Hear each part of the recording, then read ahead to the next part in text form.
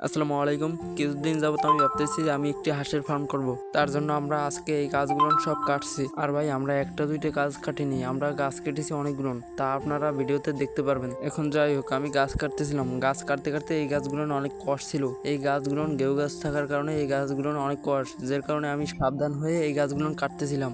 কারণ এই গাছগুলো অনেক কষ থাকার কারণে এগুলো চোখে গেলে বা মুখে লাগলে অনেক বিসি জাগে। আর যেখানে কষগুলো লাগে সেইখানে অনেক জ্বলাপোড়া করে, তারপর সেইখানে বেশি জাগে। তার জন্য আমরা সর্ষে তেল ব্যবহার করি, যে গাছ কাটার পর আমরা সর্ষে তেল দিই। এখন যাই হোক, আমি গাছ কাটতে কাটতে আমি ডালগুলো সব উপরে দিয়েছিলাম। তখনই আমি ভাবতেছিলাম যে বড় গাছটা কি করব। বড় গাছে অনেক কষ, যা ভিডিওতে দেখা যাচ্ছে না, কিন্তু আমি সব ডাল উপরে দেওয়ার পর তারপর ভাবতেছি যে বড় গাছটা দেখি নেওয়া যায় নাকি। তারপর অনেক কষ্ট করে টানে নিলাম। তারপর আমরা চলে আসলাম আমাদের আরেকটি গাছের কাছে। গাছটি আমরা অনেকদিন আগেই কেটে ফেলছি, কিন্তু গাছের ডালপালা কিছু কাটা হয় না, কারণ সেই সময় অনেক কষ্ট ছিল। তারপর আমি এই গাছগুলো কাটতেছিলাম। গাছগুলো কাটার পাশাপাশি এই গাছগুলোর পাশে অনেকগুলো ডালও ছিল। ডালগুলো আমি সাফ করতেছিলাম। সাফ করার পর আমি ওই মাথায় যাওয়ার পর আমি ওই মাথার ডালগুলো কেটে ফেললাম। ভাই একটা ভিডিও করতে অনেক কষ্ট হয়, এডিট করা, তারপর ভয়েস ওভার, ভাই অনেক কষ্ট।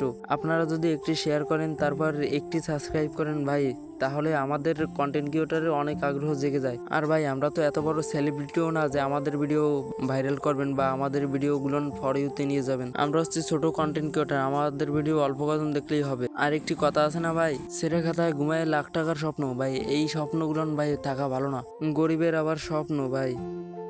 ওই তো যাই হোক, আল্লাহ পাক রব্বুল আলামিন যেদিন চাইবেন সেদিন আমরাও কিছু একটা করতে পারবো বা আমাদের কিছু একটা করার তৌফিক দান করবেন। তারপর আমাদের ওই গেহু গাছটু কাটা হয়ে গেছে। তারপর আমি চলে আসলাম আমাদের একটি সেরেজ গাছের কাছে। সেরেজ গাছটি আমাদের খুঁজে বের করে তারপর কাটা লাগবে, এবং সেরেজ গাছটি অনেক সারি হওয়ার কারণে সেরেজ গাছটি কাটতে অনেক কষ্ট হয়েছে। সেরেজ গাছটিতে গোড়ায় শিকড় ছিল, যে খুঁজে বের করা লাগবে। তারপর আমি অনেক কষ্টে গাছটি কেটে ফেললাম।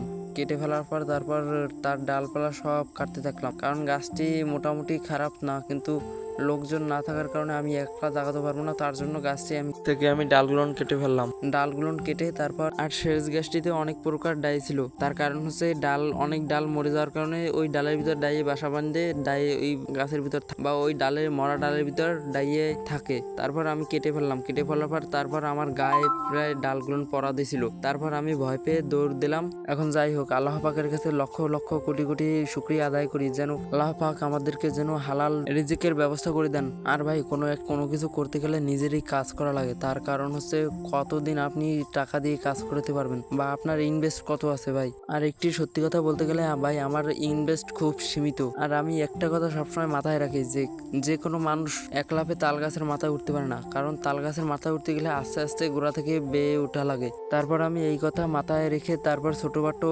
ফার্ম করতে চাচ্ছি। এখন যাই হোক, আমি গাছগুলো ডাল কাটার পর তারপর এই গাছের কাছে আসলাম। আসার পর এই গাছটির গোড়াটা একটু সাইজ করতে গেলাম, কিন্তু ভাই গোড়া অনেক সারি হয়ে গেছে। আজকের মতো ভিডিওটি এই পর্যন্ত। সবাই ভালো থাকবেন, সুস্থ থাকবেন, এবং আল্লাহ পাক জানি আমার ইচ্ছাটি কবুল করে নেন। আসসালামু আলাইকুম রহমতুল্লাহি ওয়া বারাকাতুহু। সবাই দোয়া করবেন আমার জন্য।